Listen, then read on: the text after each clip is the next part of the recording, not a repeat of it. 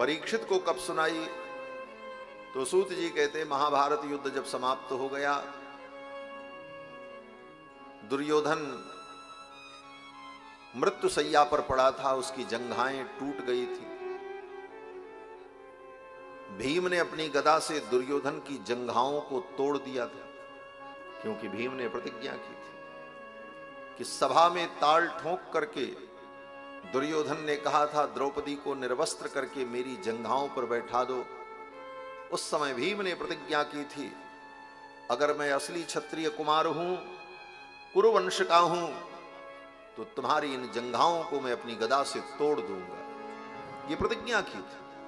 महाभारत युद्ध में भीम की इस प्रतिज्ञा को पूर्ण करने के लिए भगवान ने सारे उपाय किए। भगवान कितने भक्तवत्सल हैं। भगवान अपनी प्रतिज्ञा भले छोड़ दें, लेकिन अपने भक्तों की प्रतिज्ञा को नष्ट नहीं होने देते। ये पांडव भगवान के परम भक्त हैं। मम प्राणा ही पांडवाः। भगवान कहते हैं ये पांडव मेरे प्राण हैं। जैसे व्यक्ति के शरीर में 5 प्राण होता है, प्राण अपान व्यान समान उदान, भगवान कहते ये पांचों पांडव मेरे 5 प्राण हैं। मम प्राणा ही पांडवा। और अपने भक्तों की प्रतिज्ञा के लिए भगवान अपनी प्रतिज्ञा छोड़ देते। महाभारत में ठाकुर ने अपनी प्रतिज्ञा छोड़ी, और प्रतिज्ञा ही नहीं, अपनी प्रतिज्ञा छोड़ी, अपना पद छोड़ा, अपनी गरिमा को भी छोड़ दिया।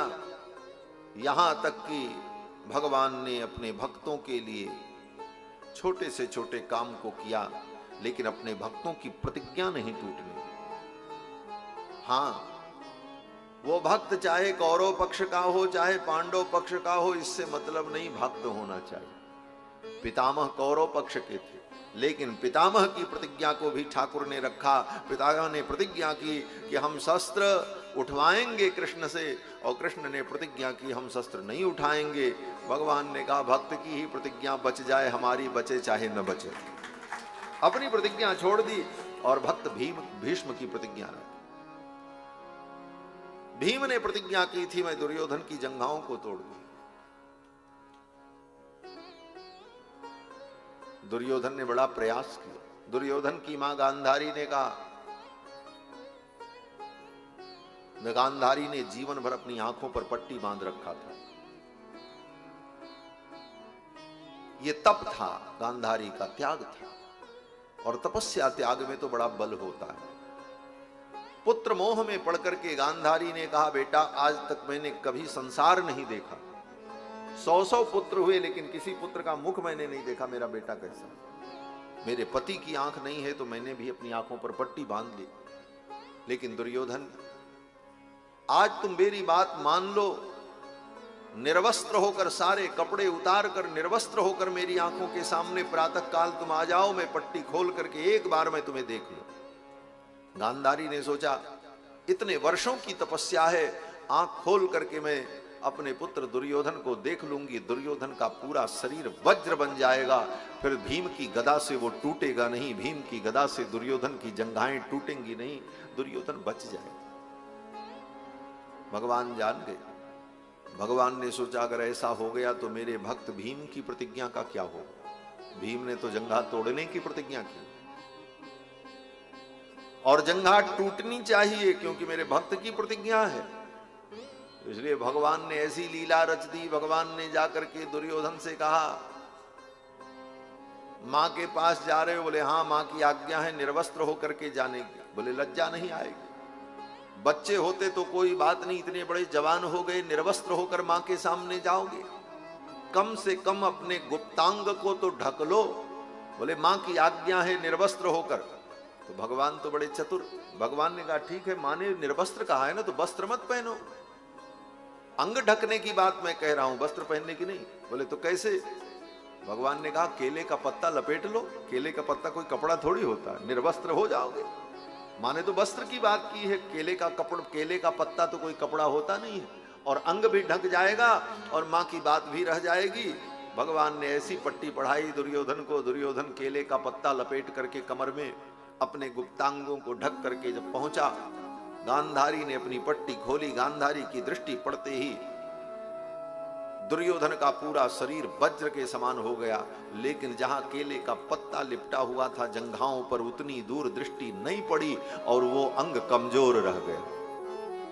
भगवान ने भीम को बता दिया, चिंता मत करो, उसकी खोपड़ी पर तुम गदा मारोगे, उसकी खोपड़ी नहीं फूटेगी क्योंकि वज्र हो चुकी है, लेकिन उसकी जंघाओं पर तुम गदा का प्रहार करोगे तभी उसकी मृत्यु होगी और तुम्हारी प्रतिज्ञा पूरी होगी। ये भगवान की भक्तवत्सल। तो भगवान ने ऐसी लीला की, भीम ने अपनी गदा से महाभारत युद्ध में दुर्योधन की जंघाओं को तोड़ दिया। दुर्योधन युद्ध के मैदान में अपनी मृत्यु की प्रतीक्षा कर रहा था। महाभारत युद्ध समाप्त प्राय था। उसी समय अश्वत्थामा द्रोणाचार्य के पुत्र आए और उन्होंने कहा, राजन, आपकी ये जो पराजय हुई इसका कारण आपकी दुर्नीतियां हैं। आपने उनको सेनापति बनाया जो शरीर से आपके पक्ष में थे लेकिन मन से पांडव के पक्ष में थे। इसीलिए आपके पक्ष में इन लोगों ने मन से युद्ध नहीं किया, इसीलिए आपकी पराजय। आप हमें सेनापति बनाते तो विजय आपकी होती। दुर्योधन ने कहा, जो होना था हो गया। अश्वत्थामा ने कहा, अभी भी समय है, आप हमें सेनापति घोषित कर दो। 2 सैनिक बचे हुए हैं, कृपाचार्य और कृतवर्मा। इस युद्ध को मैं विजय में बदल दूंगा। दुर्योधन ने अश्वत्थामा को अपना सेनापति घोषित कर दिया। अश्वत्थामा ने प्रतिज्ञा की कि 5 पांडव के सिर को काट करके सूर्योदय के पहले मैं लेकर के आकर के आपके चरणों में रख दूंगा। अश्वत्थामा चल पड़े, पांडव के शिविर में पहुंचे। भगवान को मालूम हो गया था। भगवान पांडव को लेकर, द्रौपदी को लेकर के शिविर से बाहर चले गए। रात्रि में अश्वत्थामा पहुंचा, देखा द्रौपदी के 5 पुत्र सोए हुए थे। उन्हीं को पांडव समझा कि ये पांडव हैं और उनका सिर काट करके अश्वत्थामा लेकर के चला आया। द्रौपदी के 5 पुत्र एक रात्रि में मारे गए, सिर गायब, केवल शरीर बचा था। भगवान को मालूम था कि आज ये 5 मरने वाले हैं, इसीलिए पांडव को लेकर, द्रौपदी को लेकर भगवान बहाने से शिविर के बाहर चले गए, क्योंकि काल की यही लीला थी, यही तय था, विधि का विधान था। और जब उधर से लौट करके आए तो द्रौपदी ने देखा, द्रौपदी के 5 पुत्र मरे हुए। द्रौपदी के एक भी पुत्र बचे नहीं। महाभारत में 5 के 5 एक साथ मारे गए। द्रौपदी अपने पुत्रों के शव को देखकर रोने लगी, विलाप करने लगी। लेकिन एक बार भी भगवान कृष्ण से द्रौपदी ने उलाहना नहीं दिया। आज अगर कोई देवी होती और उसके 5 पुत्र मारे जाते और भगवान बगल में खड़े रहते, तो वो देवी अपने पुत्रों के शव को छोड़कर जाकर के भगवान के वस्त्र को पकड़ लेती और उन्हें झकझोरती और कहती, तुम भगवान हो? किस बात के भगवान हो? क्या है तुम्हारी भगवत्ता?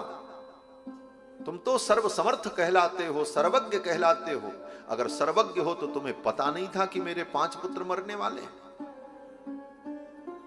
कितने प्रश्न खड़े होते, लेकिन द्रौपदी ने एक बार भी भगवान से यह प्रश्न नहीं किया। क्यों? बोले, भगवान जो करते हैं अच्छा करते हैं, ये उनकी लीला है। ये दृढ़ विश्वास था।